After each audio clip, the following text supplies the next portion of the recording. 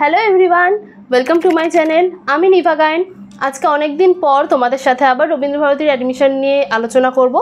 আর তোমাদের যাদের dance honours নিয়ে বিভিন্ন কোয়ারিজ আছে যেগুলো তোমরা আমাকে কমেন্টে জানিয়েছিলে, তো সেগুলোও আলোচনা করব। ভিডিওটা তোমরা শেষ অবধি দেখতে থাকো। তোমরা অনেকে আমাকে কমেন্ট করেছিলে যে 2022 সালে আমি পাস আউট করেছি, আমি এক্সাম দিতে পারবো কিনা, বা 2023 সালে আমি পাস আউট করেছি।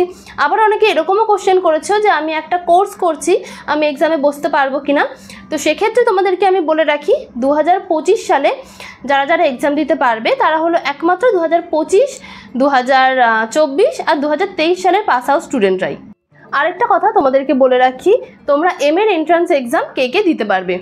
তো যাদের গ্র্যাজুয়েশনে অনার্স রয়েছে তারা দিতে পারবে, এবং যাদের পোস্ট গ্র্যাজুয়েশন কমপ্লিট তারা এর এক্সাম দিতে পারবে। কিন্তু পাস কোর্স নিয়ে গ্র্যাজুয়েশন থাকলে কিন্তু এর এক্সাম দেওয়া যাবে না। আর এক্ষেত্রেও 2 years education gap RBO allow করে। এবার বলি অন্যান্য কোর্সের সাথে এই কোর্সটা কন্টিনিউ করতে পারবে কিনা। এটা হলো একটা ফুল টাইম রেগুলার কোর্স। এই কোর্সেও কিন্তু থিওরি, প্র্যাকটিক্যাল ও অপশনাল পেপার থাকে। সুতরাং অন্যান্য কোনো কোর্সের সাথে এই কোর্সটা কন্টিনিউ করা যাবে না। তোমরা অনেকেই জিজ্ঞেস করেছিলে যে এন্ট্রান্স এক্সামের ফর্ম কখন বেরোবে। তো সাধারণত জুন জুলাই মাস নাগাদ এই ফর্মটা বেরোয়। মোটামুটি 10 থেকে 15 দিন টাইম থাকে অ্যাপ্লাই করার জন্য। আর এইচএসের এক্সামের রেজাল্ট বেরোনোর পর থেকেই তোমরা অফিসিয়াল ওয়েবসাইট চেক করতে পারো। আমি ডেসক্রিপশানে লিঙ্ক দিয়ে দেবো, তোমরা চেক করে নিও।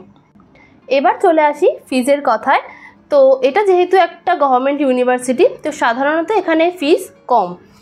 আমি যখন 2023-তে অ্যাডমিশন হয়েছিলাম তখন 1600 সামথিং লেগেছিল, আর এক্সাম ফিজ 500 টাকার মধ্যে।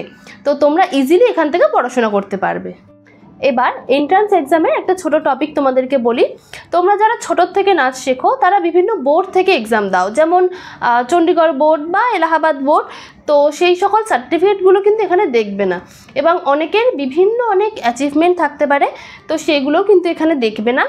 কারণ নর্মালি প্র্যাকটিক্যাল এক্সামের ভিত্তিতেই এখানে সিলেকশন হবে।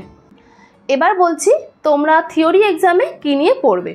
তো বাংলার যে সমস্ত লোকনৃত্য আছে এবং ভারতবর্ষের যে 8টা শাস্ত্রীয় নৃত্য রয়েছে সেগুলির উৎপত্তি, বৈশিষ্ট্য এবং ইতিহাস, এটা তোমাদের ভালো করে জানতে হবে, এবং এটা নিয়ে তোমরা নোটস বানাতে পারো, যেটা তোমাদের থিওরি এক্সামে ভীষণ কাজে লাগবে।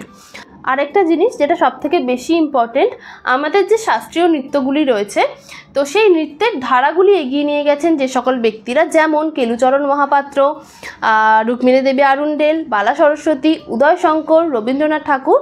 তো এই ব্যক্তিদের জীবনী ভালো করে পড়তে হবে। এই টপিকগুলির ওপর তোমরা নোটস বানিয়ে নিও।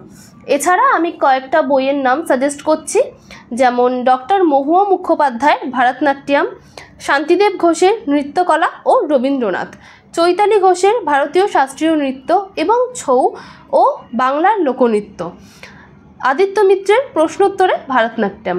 তো এই বইগুলো থেকে তোমরা পড়তে পারো। এছাড়া ইউটিউব বা উইকিপিডিয়া থেকে তোমরা হেল্প নিয়ে নোটস বানাতে পারো।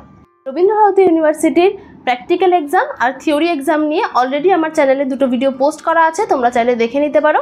আর লাস্ট 2 বছরের সিলেবাস নিয়ে তোমরা যদি ডিটেলস ভিডিও চাও তাহলে তোমরা আমাকে কমেন্টে জানিও।